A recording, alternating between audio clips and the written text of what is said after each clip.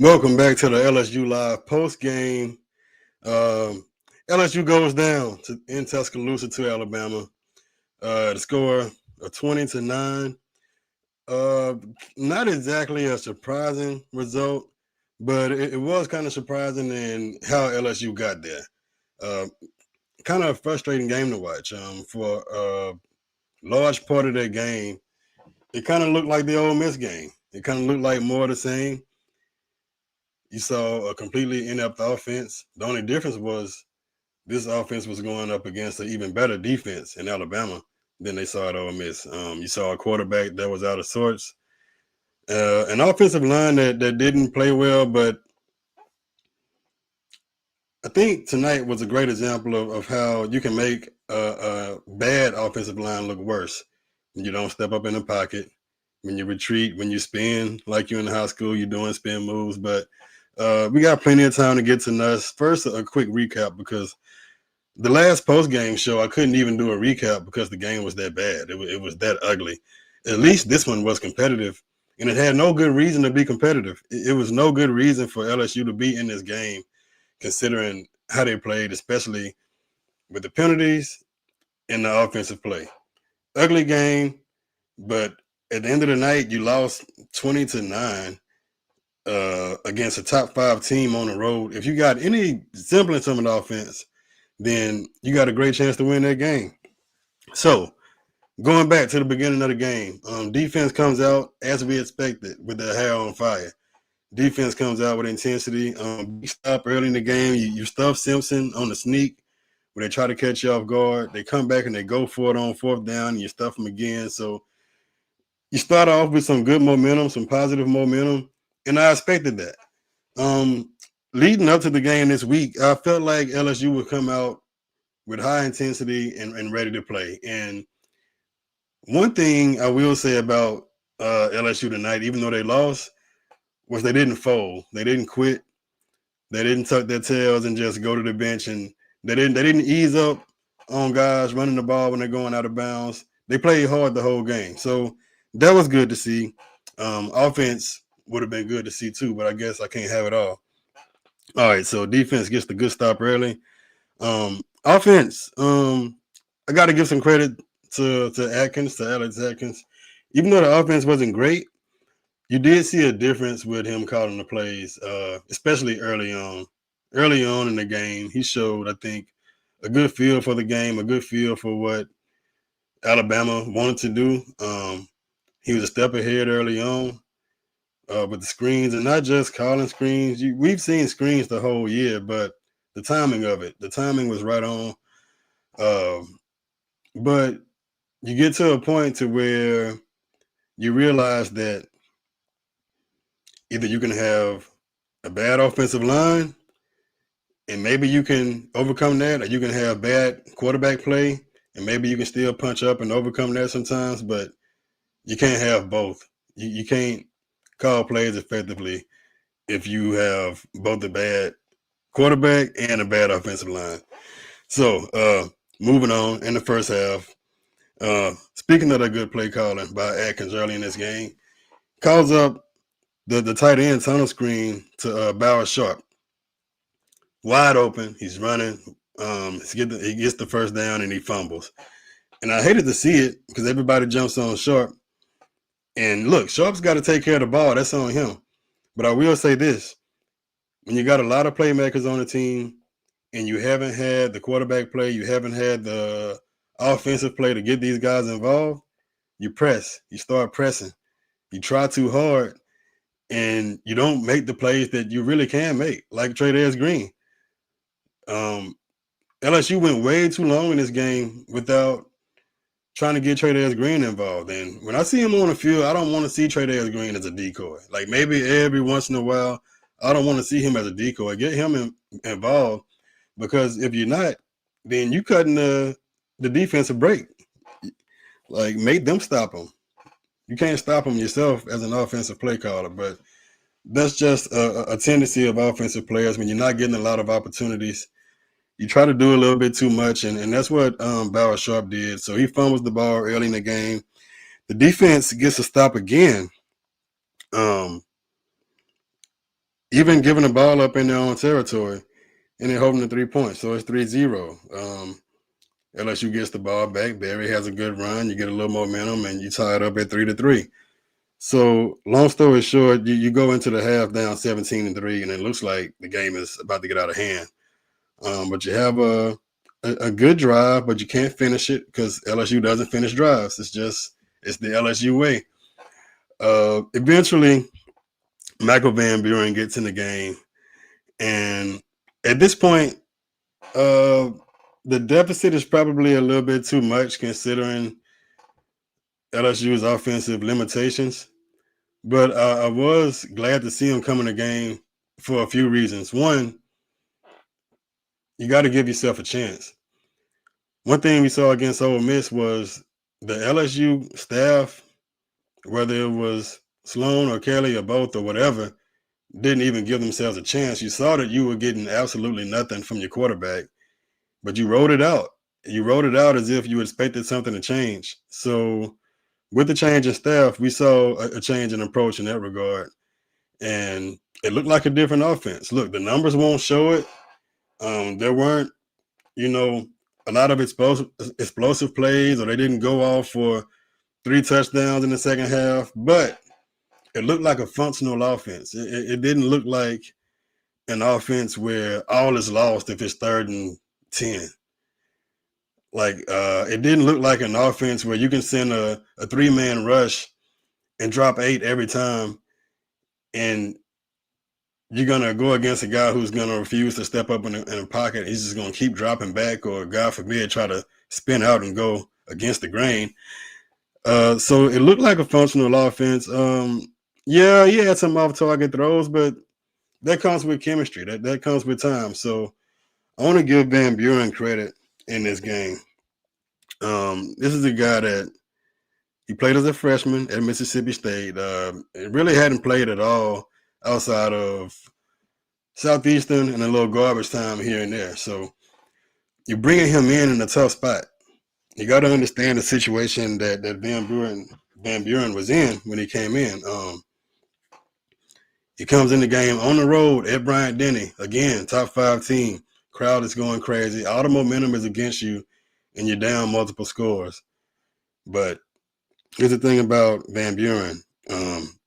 He was decisive. He made throws with conviction. Like, he wasn't hesitant at all. He played as though he knew where the ball was supposed to go. He didn't hesitate, and he let it go. And sometimes he let it go in traffic, but that's okay. Like, you got to have some confidence in yourself. He had some really impressive throws, and I don't want anybody to overlook how tough that is to come into a situation cold off the bench, going against a really good defense, especially passing defense. Alabama doesn't have the best rushing offense. Have the best rushing defense. Now, watching this game tonight, it might look like it, but they really don't. Their passing defense, on the other hand, is really good. And you had some tight windows that MVB was trying to fit these balls into, and he did. But yeah, he let it rip. Gets into the red zone, and the penalties continue to hurt LSU over and over. It was so frustrating. So you get down in the red zone, and penalties back him up in the 3rd and 13, and he just uncorks one on 3rd and long over the middle in traffic. He showed some composure, some maturity, and some confidence in himself. Most importantly, he showed that he can escape and he can step up and take what the defense is going to give him if everything is covered. Like, he's going to step up in the pocket. He's going to go north and south. He's not going to keep drifting back, retreating. And that's important because every game since the Ole Miss game, we keep hearing about the 3-man front. Well, it's not always the offensive line's fault if a 3-man front gets to the quarterback. If that quarterback doesn't step up in the pocket, then it's only so much a tackle can do. Like, the tackle is trying to force the guy outside, which is where Nussmeier likes to spin. He wants to drop back, drift back, and spin outside. So when the 3-man pressure gets to the quarterback, you got to look at the offensive line, but you also have to look at the quarterback and what he's seeing and what he's doing. And we saw a different level of quarterback play, to be frank. No, he didn't light it up as far as numbers, but it looked like a functional offense when Van Buren's in the game. And I don't see how you can go back if you're Frank Wilson and Alex Atkins. I just don't. Another thing on Van Buren, he does need some help from his wide receivers. And early in his stint, you saw a great catch from Xavier Thomas. I'll give Thomas credit for going over the middle, stretching out, making that catch to extend the drive, and that was huge. That was a big conversion. But you also had plays where there were catchable balls. It might be low, it might be behind, but y'all on scholarship, man. These are 4- and 5-star recruits that are running out on these routes. And look, the ball might not be perfect, but at least it's coming to you. I saw Chris Hilton. Chris Hilton was ready to go and get that ball. He hadn't gotten too many this year. But yeah, you gotta make some plays and help your quarterback out. Way too many drops. And from this offensive line, look, I know the offensive line is inexperienced. But not all of these guys are inexperienced. The Josh Thompsons of the world, Weston Davis, look, this far into the year as a sophomore, I mean, you're basically a junior at this point. Like, you can't have this many penalties as an offense and expect to have any success because the offense is already bad. The offense already sucks. So you can't hurt yourself. Like, you can't afford any misstep. You can't afford any extra obstacles in your way as an offense when you're struggling this much. And it was penalty after penalty. You got the worst possible offense in the world as far as getting in this position where you have to start off behind the chains. 1st and 10, and you're getting false starts. So now it's 1st and 15. It's 1st and 15 for a team that, 1, can't run the ball, and 2, can't protect the passer. So how can you have success on 1st and 15? And we just continue to see that over and over. But it's part of it. Now the good thing about it is, I think you can kind of reset. You can give Van Buren more reps now because from what I saw tonight, you don't really have a lot of potential as far as leaving us in. And look, it's nothing against Nuss. I hate it for him. I don't know what really happened to him. Maybe the injuries hurt his confidence. I don't know. But he's regressed. I think that's obvious. I think that would be obvious to anybody who's watched him last year and watched him this year. He's regressed and he's not showing any signs of improvement. So, my eyes, you got to move with MVB moving forward, and he's only going to get better. And now you can start to maybe build an offense around him and throw more wrinkles in to where you don't have to just throw wide receiver screens every time. Look, I was hard on Joe Sloan, but I'll even admit it's tough on Joe Sloan when you got a line that can't block and a quarterback who is just, he looks shell-shocked at this point. He looks shell-shocked. Nuss is hesitant. Even when things are open, he won't throw it. He didn't do it tonight, but most games you'll see him force one in where nothing is open. Just randomly just force it in. So that makes it really tough on a play caller. And you got all this going on, and you got an O-line that's jumping offsides every possession, like every single rip. Now, on the officiating, LSU hurt themselves a lot. Like the penalties that LSU got, I can't argue with them. A penalty is a penalty. You did it. I mean, we all saw it. But it is curious when you don't see any penalties on the other side. But I won't stress too much on that because that's showing a lack of accountability. And I'm not gonna go to BK route. We're gonna be accountable, and LSU has to control what they can control, and that's stuff like penalties. That stuff like game management, coming back from a delay of game penalty and having to call a timeout, it's not ideal, to say the least. Now I do understand the situation that this staff is in. Look, a lot has changed. You have people that were responsible for making decisions like this who are gone now, and everybody has to kind of pick up the slack. Everybody has to pick up some new responsibilities. But the game management was pretty rough. Crazy part about this game, and I've said it once, is you had a team that couldn't protect. They were terrible with penalties. Gave up some big plays defensively. Switched out a quarterback in the second half. All of this on the road, and you still had a one possession game up until the end. You still had a competitive game when you had an established team last year at home against not the same team, because you had the running quarterback in Milroe, but the same program in Alabama, and you get boat raced.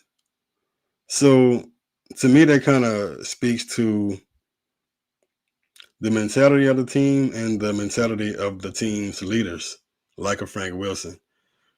This was not a clean game for Frank Wilson, but you saw effort.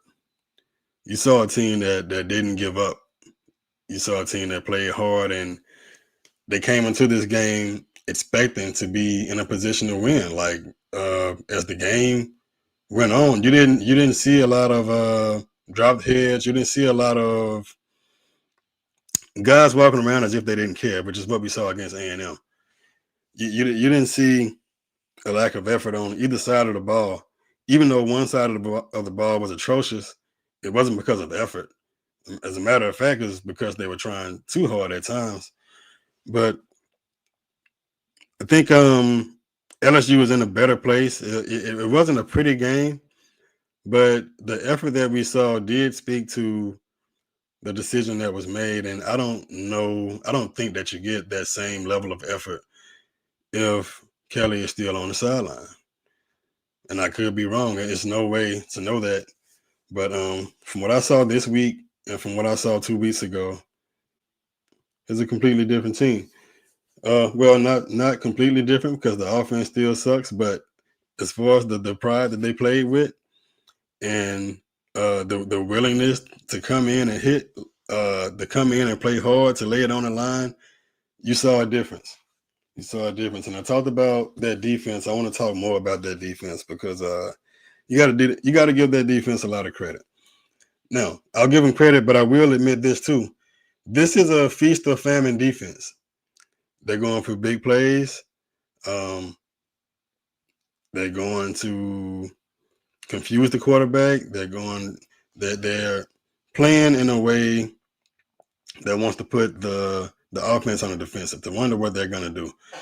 And when you play that aggressive defense, when you expose your guys, you're going to give up some plays. And look, I love one of LSU's young corners in P.J. Woodland, but Alabama was looking for Woodland like Waldo tonight. Like wherever P.J. Woodland was, that's where they were going. And he lost some of those battles, but that's just part of being a cornerback. You're going to have nights like that.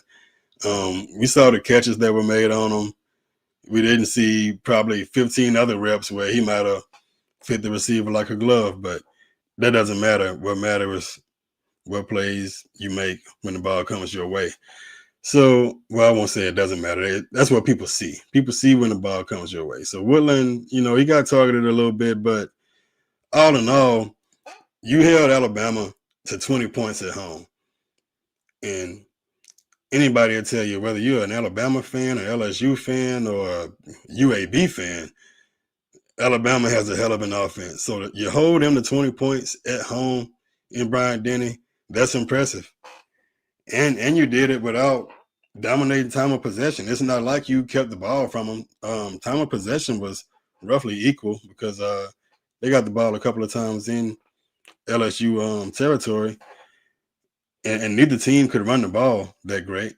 think both of them were around 2.2, 2.3 yards per carry. So it's not like you played keep away. You just stopped them. You just straight up stopped them. Shout out Harold Perkins. Myself and a lot of other people were kind of questioning Perkins' effort at times, but he played hard tonight. You had a huge play where you get the random, the triple feed. You get the sack, strip, and the recovery. So that was a huge play at a critical point in the game. So shout out to Perkins for making a play, but shout out to this whole defense. And you can see it early. First series, Gooden is getting up the field in the middle of the defense. Woodland is coming up and making tackles in the backfield. The short yardage stops. These are things that we did not see from the LSU defense last year. And speaking of that defense, you can't help but wonder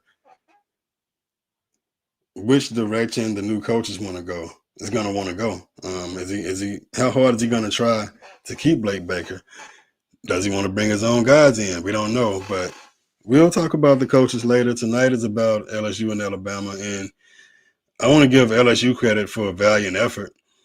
It wasn't the prettiest game, but the effort was there, and that's really all you can ask for. You can't expect LSU to suddenly turn it on and go into Tuscaloosa and get the win. Now, if they would have won, it wouldn't have shocked me because I like the matchup. I like the matchup going into the game. You finally get a pocket passer. LSU has been pretty good against the traditional run with the running back. They've been good against that all year. So the whole Alabama to around 2 yards with that, I'm not surprised by that. I expected a good effort from this defense, and I got it. It's just a shame that you couldn't get anything, like literally anything from the offense. Like 9 points is rough. 9 points is hard to watch. But I do think that you got a starting point on where you need to go from here. And that's important. Coming into the season, you would hear reports about the drop-off between QB1 and QB2 and how LSU needed, like, desperately to find a quarterback for 26 after Nussmeier is gone. And who's going to take over? And do they go in the transfer portal? And look, I just wondered to myself, I don't have access to practice. I can't see everything that's going on, but I couldn't see how you could kind of rule somebody out that early in a Michael Van Buren. So he showed some promise, if you ask me. Do you go and get another quarterback? Yeah, of course you go and get another quarterback in the portal, but you got to have a coach to do that. The portal window is coming up pretty soon. So you're not going to be looking to get a whole lot of transfers with no coach. So we'll see how that goes. But the drop-off was not nearly what it was rumored to be. The drop-off might be from QB2 to QB1. But we'll see which direction that LSU decides to go moving forward. Either way, this was a game that was frustrating in a lot of ways. It was encouraging in some ways. But ultimately, you lost to a better team. And you can't lose track of that. Right now, Alabama's just in a better spot, and they should be because they changed coaches last year. So now you got a coach who's in his second year. He's got some of his own guys in there. His coaches understand his expectations. His players do too. So they should be in a little healthier spot right now. LSU is in the middle of a lot of chaos that's slowly settling down. And now you have an AD in place. Soon, let's hope you'll have a head coach in place and LSU can kind of gain some similar stability. But there's no shame in losing this game the way they did. As I said, it was probably expected. But give credit to them for fighting the whole game. It was no good reason that LSU should have been in that game late in the game. Like fourth quarter, if you look at the box score and you look at Nussmeier It's hovering around 5 yards a pass, and he's under 100 yards, and Ty Simpson is in the 250 range. And like, how in the world is LSU even in this game? But that's a testament to effort, and it's also a testament to the talent that's still on this team. Look, LSU wasn't projected to do all these great things because they don't have talent. I think people just maybe overlooked the offensive line shortcomings, and nobody saw this year coming from Nussmeier. Nobody saw a drop off like that, and I really want to take some time to watch them, just play by play, all 22. I really want to see what went wrong. Of course, yeah, some injuries probably early in the season, but at this point, it's not about injuries. It's about a guy with no confidence whatsoever. He's not confident in what he's saying. He cannot and will not throw the ball down the field. Even when he gets a shot, it's like he's just throwing it to throw it. He's not trying to make an accurate throw. You see the shot played to Tre'Davious Green down the field, and you got Tre'Davious Green, who's 6'7".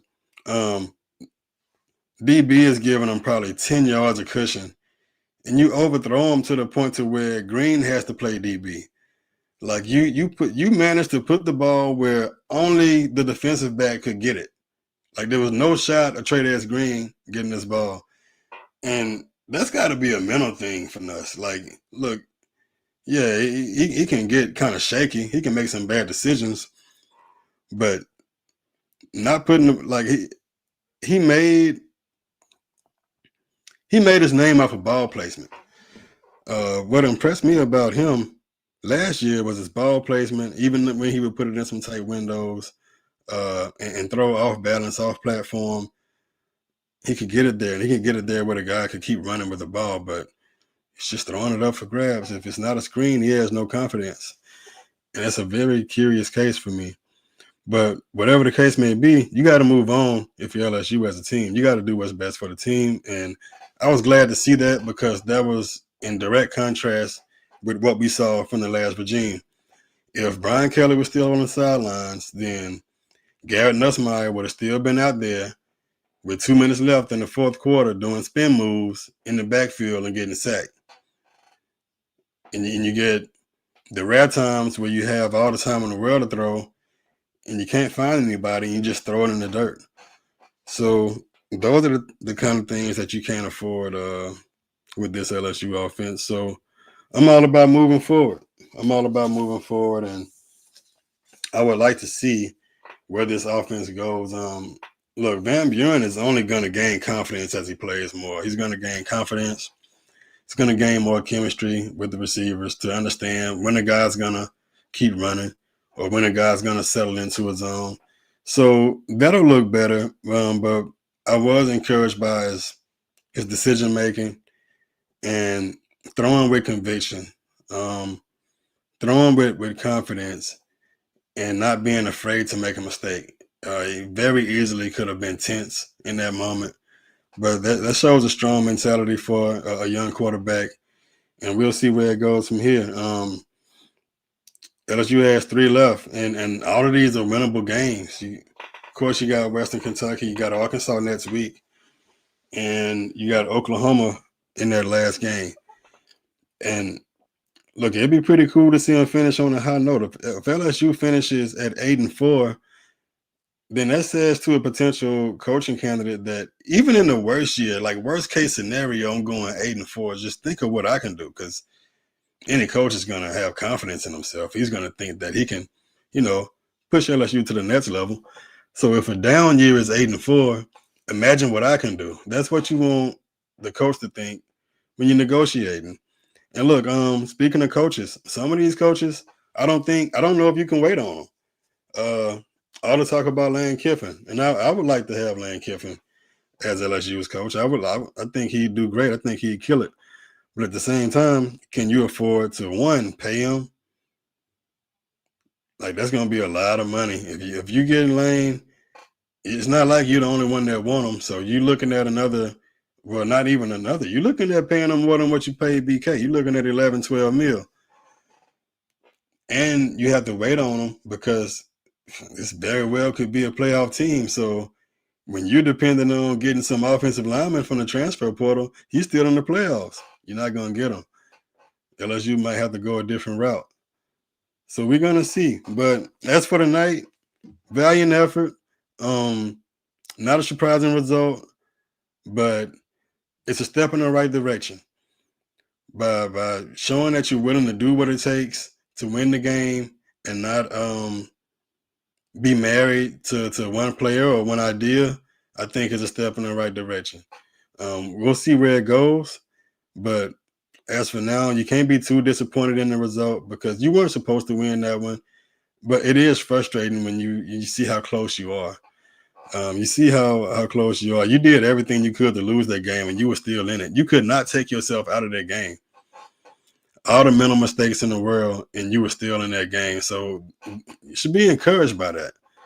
But until next time, next show, LSU Live on Wednesday, we'll talk about the Arkansas game. Check me out on Last Word on Sports. We'll have a game recap and what'll be coming next for LSU, whether they turn, and what's left to play for in the season. So check me out on TikTok, Twitter, CFB Lou. Read my work on Last Word on Sports. I'll see y'all Wednesday night. Uh-oh.